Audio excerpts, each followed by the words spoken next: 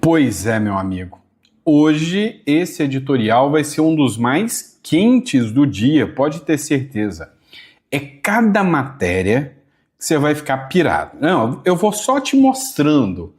Trump declara que os Estados Unidos estão em guerra contra cartéis de drogas. Ué, Sandro, mas isso aí a gente já sabe, que novidade nisso. Meu amigo, muda muita, mas muita coisa. A declaração do Trump dá a ele um certo poder para fazer algumas coisas que, você sabe mais ou menos, né? O que o Trump quer fazer com os traficantes, né? Com os cartéis e com os grupos de crime organizado. E eu acho que não é só o Maduro que ele quer pegar, não. Vamos lá. Pedido de prisão. O ministro do Supremo, Alexandre de Moraes, fez a solicitação de pedido de prisão do Eduardo Bolsonaro e mandou para a PGR. Nós vamos falar sobre isso também. Agora, ainda falando do Donald Trump, dá uma olhada nessa aqui. Você lembra do caso Odebrecht, que tinha corruptos, que tinha alguns políticos envolvidos nesse caso da Odebrecht? Tem até um que é presidente de um país, né, da Odebrecht, que mandou buscar, inclusive, uma primeira-dama corrupta. Pois é. Agora, quem retomou a Lava Jato Internacional e mirou o caso Odebrecht, adivinha? O Donald Trump. Eu acho que ele está querendo pegar alguém. Vamos falar desse caso aqui também. Pois é. O ministro Alexandre de Moraes acabou de determinar que o Bolsonaro pode dar entrevista a um podcast. Eu sei que você quer saber qual é o podcast e você acha que vai lotar ao vivo para assistir o Bolsonaro, né? Vamos falar sobre isso, tá? Outra matéria também. Cara, a gente acabou de citar a Odebrecht. A Odebrecht vincula a mensalão. O Donald Trump resolve abrir de novo a Lava Jato. E que pega a Odebrecht, que pega o mensalão. E o advogado do mensalão, que é fundador, inclusive, do grupo Prerrogativas, aquele que defende a esquerda, foi encontrado morto. Coincidência, né? Mas vamos falar sobre tudo isso. Esse editorial tá o bicho pegando. Então você vai compartilhar esse editorial para o maior número de pessoas possível. Manda o editorial para um monte de gente aí, que esse aqui tá top das galáxias para vocês. Só não esqueça de se inscrever no canal, curtir, compartilhar, isso ajuda bastante. Então, inscreva-se no canal, curta e compartilhe também. Fechado? Combinado? Prontos para mais um editorial que o bicho tá pegando nessa quinta-feira abençoada? Então, vamos lá.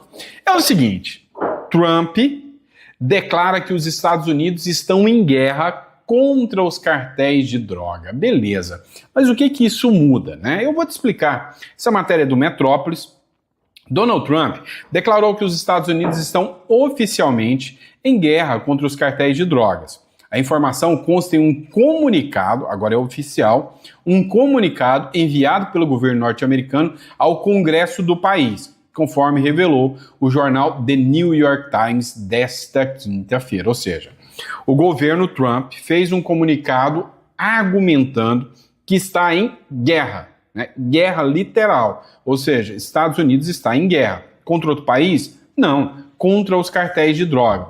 Ah, mas isso é um comunicado simbólico, algo que, sabe, é simbólico, né? Ah, guerra no sentido figurado. Não, é literal, né?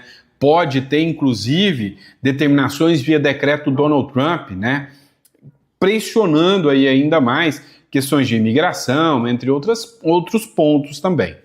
Com a medida, a administração Trump informou que traficantes, presta atenção, serão considerados, abre aspas, combatentes ilegais pelas forças dos Estados Unidos.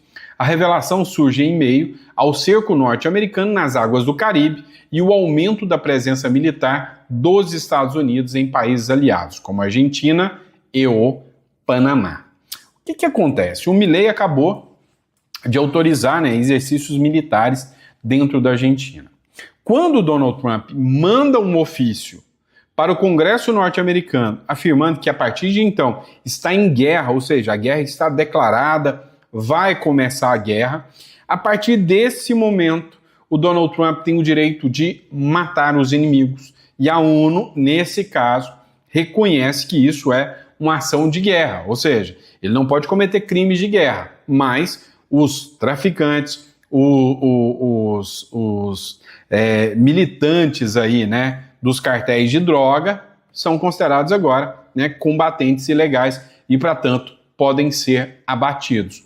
Isso mostra que o Donald Trump ele está fechando o cerco total em cima dos cartéis. E aí é interessante a gente parar para pensar que aqui no Brasil o projeto que transforma esses cartéis de drogas, Primeiro Comando, Comando Vermelho, em grupos terroristas aqui no Brasil já está bem avançado. Acabou de ir agora para uma comissão que pode ser aprovada na Câmara dos Deputados. E isso ganha força. Então, se a guerra do Donald Trump são contra os cartéis, uma vez declarado contra Maduro, pode declarar aqui contra o Brasil também. E aí o bicho pega, né, meu amigo? Vocês acham que é brincadeira, que o Donald Trump chegou e que não ia bagunçar o coreto, bagunçou, foi o pagode inteiro, tá? Negócio não tá brincadeira pra turma, não. Vamos lá, pessoal. Vamos falar dessa outra matéria aqui, ó. Passou rápido aqui. O ministro do Supremo Tribunal Federal, Alexandre de Moraes, mandou para a PGR a determinação de prisão do Eduardo Bolsonaro. O ministro Alexandre de Moraes, do Supremo Tribunal Federal, enviou para a Procuradoria-Geral da República o pedido do líder do PT na Câmara, o Lindbergh Farias, né, que é do PT, né, líder do PT na Câmara, e a deputada Thalíria Petroni, não é Peroni, tá? É Petroni, o pessoal do Metrópolis escreveu errado, que é do PSOL do Rio de Janeiro, que pede a prisão preventiva e o bloqueio dos pagamentos de subsídios, cota e verba parlamentar em face do Eduardo Bolsonaro. A PGR tem 5 dias para se manifestar. Então, eles fizeram um pedido falando que o Eduardo Bolsonaro, né, pratica traição, né, traição à pátria, e por causa disso pediram a prisão do Eduardo Bolsonaro, né, e inclusive também pediram aí que seja feita a determinação de cautelar de apreensão do patrimônio do Eduardo Bolsonaro, que o salário dele pare de ser pago, né? Então foi o pedido feito pelo PT, né, e pelo PSOL. E o ministro Alexandre de Moraes mandou para a PGR que vai se manifestar, e provavelmente a manifestação poderá ser no sentido de dar positivo a isso, né, falar que vai mandar prender o Eduardo Bolsonaro e mandar, né, bloquear os pagamentos do Eduardo Bolsonaro. Inclusive, está adiantado o processo nas mãos do Alexandre de Moraes, que busca, né, a cassação por parte do ministro Alexandre de Moraes do mandato do Eduardo Bolsonaro. Vamos lá, pessoal. Essa aqui é das boas, tá? Bota das boas nisso. Essa matéria foi publicada pelo Frederico Dávila. O Trump retoma a Lava Jato internacional e mira a Odebrecht. Pois é, meu amigo, o bicho tá pegando. Para pensar o que o Trump pode descobrir e os nomes que podem estar vinculados. A gente sabe, né, que a lista da Odebrecht foi vinculada por um magistrado do Supremo Tribunal Federal, foi destruída. A gente sabe os nomes que já apareceram nessas listas da Odebrecht, todos com alguns apelidos, né? E agora o Trump quer esses nomes e ele quer retomar as buscas por esses nomes vinculados à Odebrecht. Pode ter certeza que coisa boa não vai sair aí para a turma que participou disso, né? Trump determinou o Departamento de Justiça dos Estados Unidos a reabertura do acordo de leniência da Odebrecht, e acendendo o maior escândalo de corrupção da história recente, abrindo caminho para responsabilizações bilionárias, tá? Ou seja, ir para cima de várias pessoas que participaram disso aí. Entre as empresas que podem ser atingidas está a Embraer, que já firmou acordos anteriores e agora volta ao radar da justiça americana. O recado é claro, não há espaço para complacências com práticas ilícitas. Eu havia informado para vocês, eu havia dito para vocês que a seção 309 do governo norte-americano ia causar um reboliço, né? Ia causar um impacto gigantesco. E esse aqui é reflexo da seção 309. Não tenha dúvidas disso, né? Então, o Donald Trump, ao reabrir né, esses vínculos com a Odebrecht, um dos papéis que ele quer agora é buscar políticos envolvidos e membros do crime organizado. Ou seja, isso aqui pode sair da esfera penal, civil, que é a reparação de danos, pode entrar em sanções internacionais e pode entrar também, sem sombra de dúvidas, na esfera penal, buscando pessoas envolvidas com a Odebrecht, já que aqui no Brasil acabou todo mundo sendo liberado, não por ter sido inocentado, não por ter sido absolvido, mas por jogadas, vamos dizer, jurídicas. E aí, né, com o Trump em cima disso aqui, o jogo passa a ser um pouco diferente, porque aí são os Estados Unidos investigando e descobrindo e expondo nomes, né, ou seja, revivendo a Lava Jato. Se o Brasil tivesse mantido a Lava Jato de pé, não seriam os Estados Unidos a retomar a luta contra a corrupção. A omissão do governo Lula abre espaço para que potências estrangeiras exponham mais uma vez a podridão que foi instalada aqui no Brasil. Pois é, meu amigo, é assim, uma vergonha sem precedentes, né? Essa situação do Brasil, né, ter ficado hoje como um símbolo mundial da impunidade da corrupção. Aqui no Uruguai mesmo, às vezes eu estou andando na rua, né? E aí você, sabe, tá andando na rua, de repente vai conversar com alguém, Brasil, né, futebol do Brasil, aí a corrupção. Corrupção hoje é o assunto mais falado, mais até do que o futebol. Por quê? Porque a gente virou símbolo de corrupção, tá? Vamos falar sobre essa aqui é das boas também, ó. Urgente, Alexandre de Moraes libera Jair Bolsonaro para dar entrevista a podcast, tá? Então foi liberado o Bolsonaro para que possa dar uma entrevista ao podcast. Estranho isso, né? Eu sei que você ficou assustado com essa matéria, mas como assim? O cara não pode dar entrevista, o cara não pode aparecer nem foto dele, não pode usar nem nada, né? E agora vem a decisão do Alexandre de Moraes autorizando ele a participar de um podcast. Qual podcast será que é, né? Sei lá, o Flow, ou então outro podcast mais top do que o Flow, como o dos Três Irmãos, por exemplo, do Rodrigão lá e do Robertinho, por exemplo. Será que é isso, né? Não sei. Mas, né, vamos ver o que a gente encontra nessa matéria aqui. O ministro do Supremo Tribunal Federal, Alexandre de Moraes, autorizou o ex-presidente Jair Bolsonaro, que está em prisão domiciliar, não deveria, tá? Depois da denúncia da PGR, que denunciou o Eduardo Bolsonaro e denunciou o Paulo Figueiredo, ele não denunciou o Bolsonaro. Diz que a ajuda financeira que o Bolsonaro deu ao Eduardo Bolsonaro não configura crime. O motivo e a justificativa da prisão era isso. Já que o próprio PGR falou, não, mas isso não é crime, o Bolsonaro deveria ter sido colocado em liberdade o mais rápido possível. Ainda não foi. Isso aqui mostra uma ilegalidade gigantesca. Ainda está em prisão domiciliar desde agosto, foi autorizado a conceder entrevista ao podcast Café com Ferri. Já vi alguns cortes desse podcast, nunca assisti. Apresentado pelo investidor Rafael Ferri, ou Ferri, né? Ex-integrante do Traders Club. A informação é da coluna do Lauro Jardim, do jornal O Globo, né? Segundo informações, o pedido para a realização da entrevista partiu do próprio podcast, que garantiu que o bate-papo não será transmitido ao vivo. Quanto medo, hein? Não será transmitido ao vivo e respeitará eventuais sigilos e decisões judiciais. No entanto, a gravação da entrevista ainda depende do interesse do Bolsonaro, ou seja, se o Bolsonaro tem interesse em participar dessa entrevista. Na sua opinião sincera, você acha que o Bolsonaro deveria dar essa entrevista?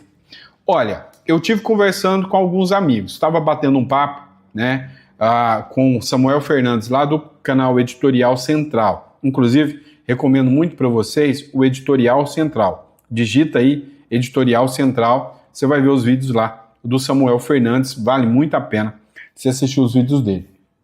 E aí, o que aconteceu foi o seguinte, tá? Tava conversando com ele e falou, olha, Sam, vou ser sincero, acho que talvez esse podcast aí, seja para só o Bolsonaro chegar, pressionado pelo sistema, para dizer o nome de quem ele apoia e tem que ser alguém que o sistema quer ou o sistema deixa.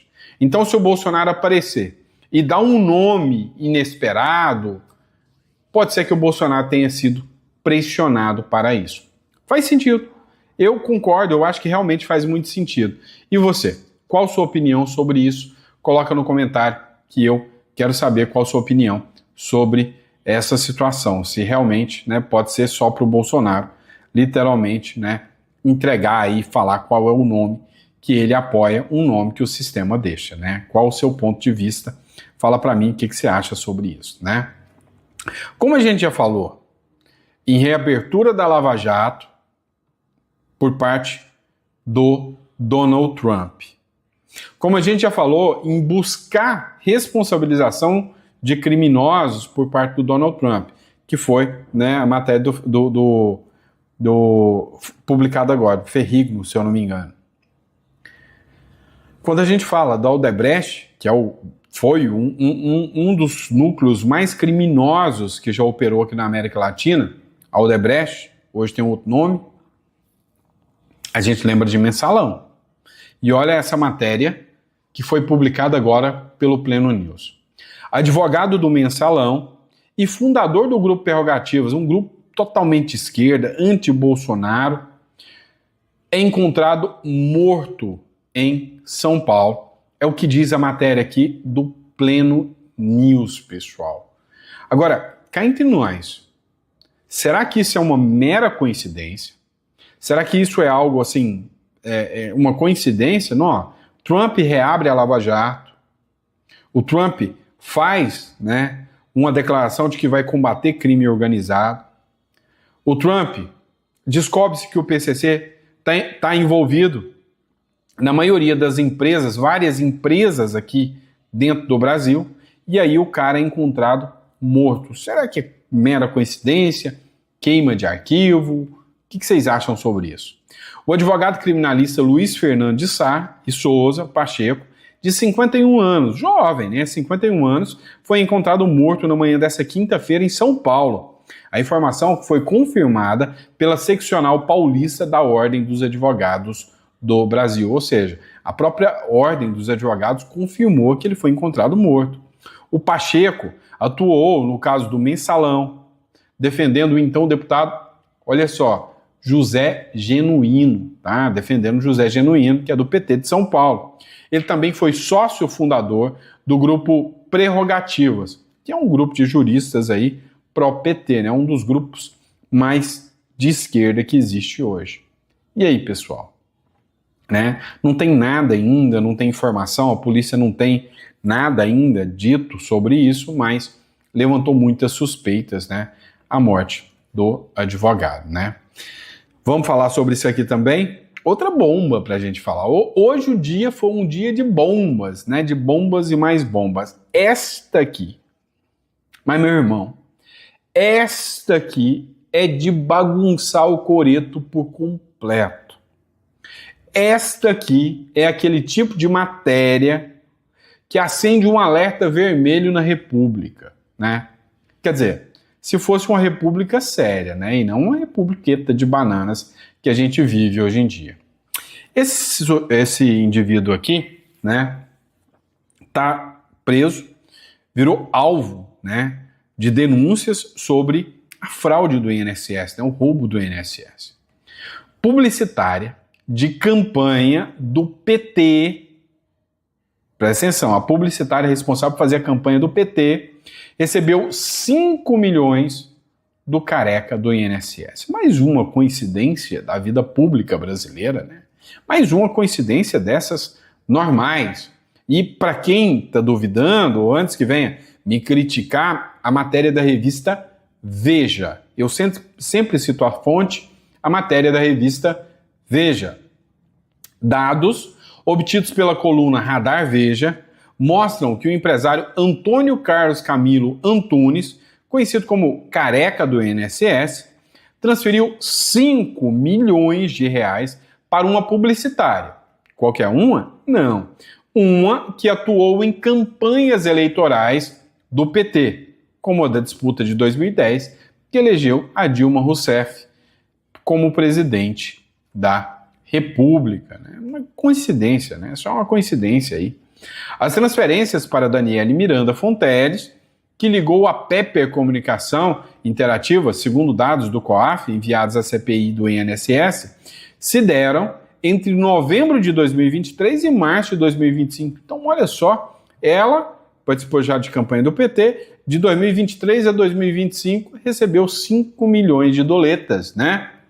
Justamente o período mais lucrativo para a quadrilha que roubava aposentados nos porões do governo petista. Segundo os dados enviados ao Senado, os 5 milhões de reais foram repassados pelo careca do INSS em 6 transações, entre 3 de novembro de 2023 e 13 de março de 2025. Meu amigo, cada dia que passa, né, mais coincidências aparecem. É igual uma vez, é uma coincidência também, aconteceu aquela coincidência de uma figura, né, um contador, ganhar tipo 203 vezes na loteria, e por coincidência esse cara já foi contador, né, do filho de um presidente da República. É muita coincidência, não é? Mas como acontece coincidência? E isso aí é azar deles, né? É só um azar. Tipo assim, o cara que hoje está no pico de talvez um dos maiores escândalos, que pode ser até maior do que o Mensalão aí, talvez, doou dinheiro para uma publicitária que fez campanha. Será que foi do Bolsonaro? Não, foi do PT. Que coincidência, né? O Brasil é o país das coincidências mesmo, né? O país das coincidências, né? Você acha que parou por aqui? Ah, mas não parou mesmo, tem mais. Comissão da Câmara aprova projeto anti-MST para criar o cadastro dos invasores. Essa é das boas, né? Essa aqui estava precisando, né? O problema é que vai chegar no Lula e vai vetar, se isso passar ainda pelo plenário, se isso passar ainda, né, pelo Senado Federal. Mas um projeto anti-MST é tudo que a gente precisava. Vamos lá. Esse aqui também é outra matéria daquelas boas, tá? Vamos lá. Vocês devem saber que esse aqui é o Eduardo Tagliaferro. O Eduardo Tagliaferro foi detido ontem, lá na Itália.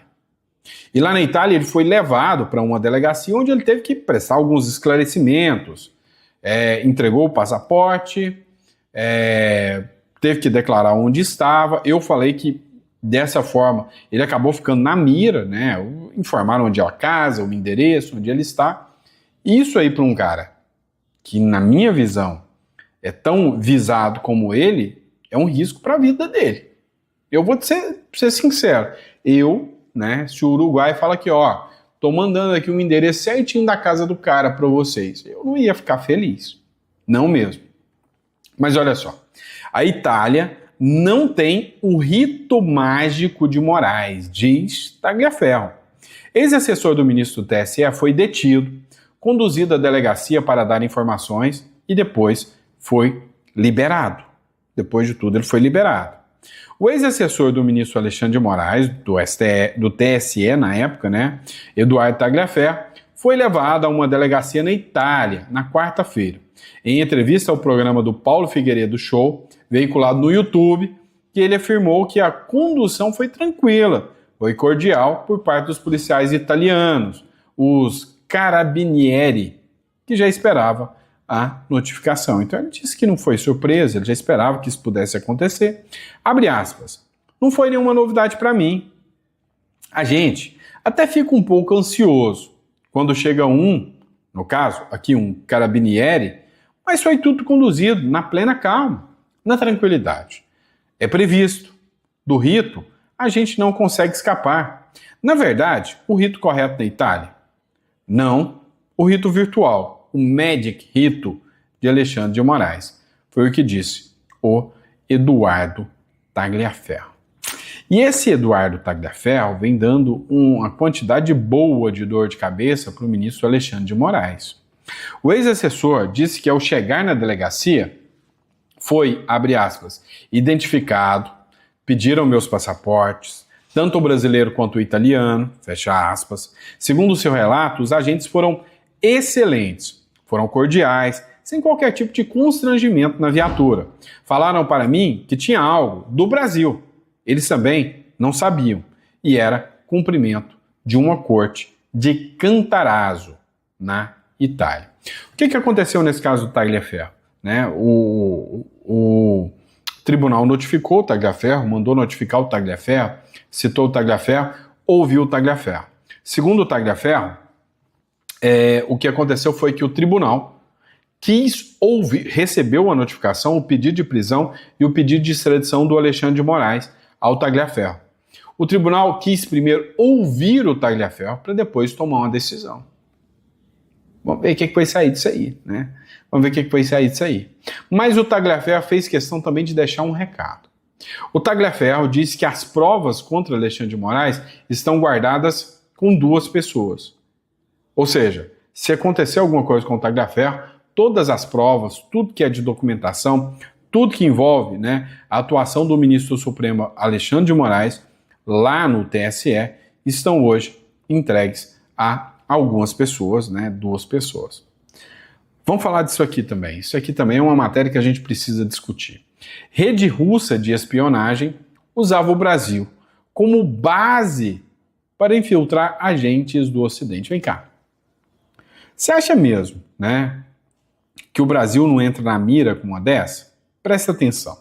O Brasil pode ser sancionado por supostamente estar comprando o petróleo russo. E aí, supostamente, ao comprar o petróleo russo, estaria, né, financiando a guerra com a Ucrânia. É grave. E aí o Brasil pode sofrer sanções de 100% sobre isso. Quem está guerreando com a Ucrânia? A Rússia. Certo? A Rússia. E aí, qual que é o grande ponto aqui? O que chama atenção neste caso aqui é que o Brasil está se tornando um celeiro de produção de espiões russos, né? De espiões russos. Vamos lá, vamos assistir essa matéria aqui, ó. Vamos dar uma olhada nessa matéria. Ó, acho que aqui deu um erro aqui da matéria, né? Na verdade, isso aqui era para ser um vídeo que eu ia colocar para vocês. É esse vídeo aqui, ó. Foi publicado pelo Gustavo Gaia, tá? E aí, você lembra que eu fiz um vídeo há uns 3 dias atrás, dizendo que os Estados Unidos abriram uma investigação, e nessa investigação lá nos Estados Unidos, apurou-se que tinha, acho que mais de 70, não sei, 270 agentes do FBI infiltrados no dia 6 de janeiro. O dia 6 de janeiro foi o dia que aconteceu o Capitólio lá nos Estados Unidos. E que levanta uma questão muito grande se isso tudo não estava coordenado. A repetição do 8 de janeiro aqui também não foi uma armadilha para os patriotas. Também poderia haver, né, uma armadilha aqui, inclusive com as cenas que a gente viu e tudo mais. O Gustavo Gaia fez a publicação desse vídeo aqui, que tem muito a ver com infiltração. Eu quero que você preste muita atenção num trecho da fala dele para me falar se tem a ver com infiltração ou não. Escute, Amê. Uma coisa aqui pra vocês, quem segue esse canal sabe que eu vou na manifestação do gado infiltrado e eu venho aqui, eu fico mais tranquilo, né? Vou falar uma coisa pra vocês. Lá o clima é de tensão, não tem música, não tem batuque, as pessoas estão sempre te olhando assim com uma cara estranha, parece que uma bomba vai explodir. Na manifestação da democracia, na manifestação da esquerda, ó, o pessoal canta, se diverte, a gente bonita, a gente alegre, a gente tá seguro, tá tranquilo, se manifesta pela democracia. Vocês sabem aqui, né, que a gente se infiltra lá pra criar confusão, e a gente vem aqui com amor, com carinho, com segurança, pra mostrar pra vocês como é que se faz uma manifestação sem anistia. Vocês ouviram bem, né? O que eles fazem lá, né? Para criar confusão, o que eles fazem lá? Se infiltram, né? Se infiltram lá. Ó, vamos lá, eu cheguei nos meus 30 minutos, né? Vocês querem que eu continue aqui a leitura? Então vamos continuar. Vamos nessa aqui, ó. Matéria da Carta Capital. Vou-me embora.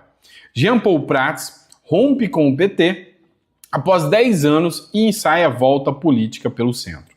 O Jean Paul Prats é do Rio Grande do Norte, tá? É um cara que é até coerente para o discurso petista, tá? Ele é um cara mais de centro, tá? E agora ele está pulando fora do barco e está saindo fora segundo a matéria da Carta Capital, né? Vou-me embora. Ou seja, o pessoal tá pulando o barco, tá abandonando o PT, tá pulando fora. E, cara, quanto mais gente fora do PT, melhor para mim. Mas eu acho que o Brasil tem chance, né, de sair desse atoleiro. Essa matéria aqui aconteceu há 2 dias atrás. 3 dias, se eu não me engano. Mas compensa a gente debater. O ex-presidente francês Sarkozy é condenado por conspiração com a Líbia. Como assim, Sarkozy, conspiração com a Líbia? A justiça francesa condenou o ex-presidente Nicolas Sarkozy a 5 anos de prisão por associação criminosa em um esquema de financiamento ilegal de sua campanha em 2007, com recursos oriundos do regime da Líbia sob o regime de Muammar Gaddafi. O tribunal entendeu que, embora não tenha sido comprovado que o dinheiro chegou diretamente à campanha de Sarkozy, permitiu que seus colaboradores se movimentassem para viabilizar o apoio financeiro e obscuro. Vem cá. Aqui no Brasil, você já viu o discurso de que o Bolsonaro não deu o golpe, não começou o golpe, mas ele articulou para o golpe acontecer, né? Ele pensou em fazer isso. Lá na França, o Sarkozy, que é um presidente de direita, tá? Agora foi condenado a 5 anos porque os caras queriam fazer um acordo para limpar o bumbum do Muammar Gaddafi. Muammar Gaddafi, né? Era um ditador libanês, foi assassinado pelo povo, né?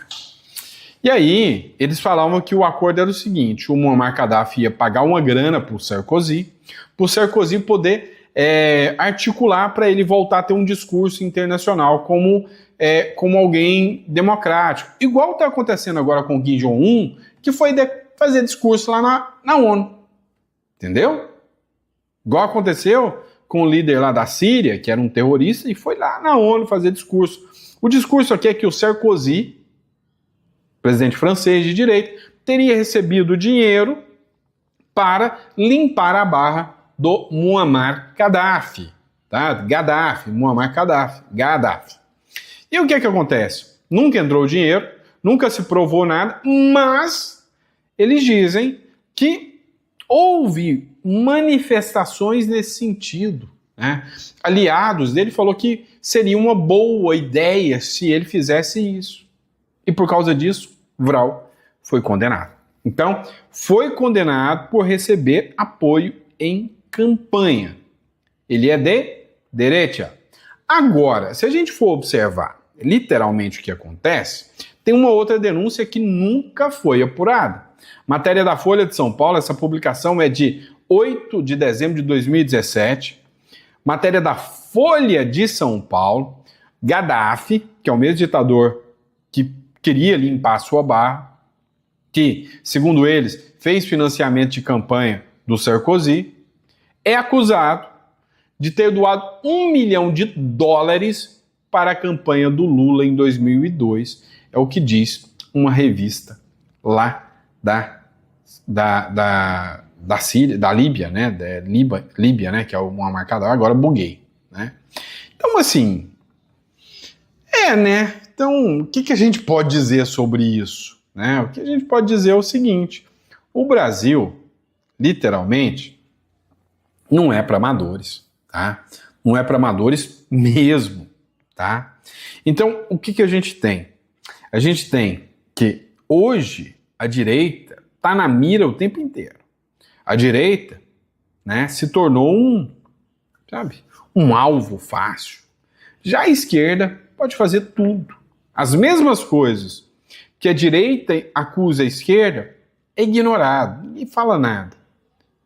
Agora, as mesmas coisas eles acusam a direita de fazer e mesmo sem provar, a galera da direita é condenada à prisão.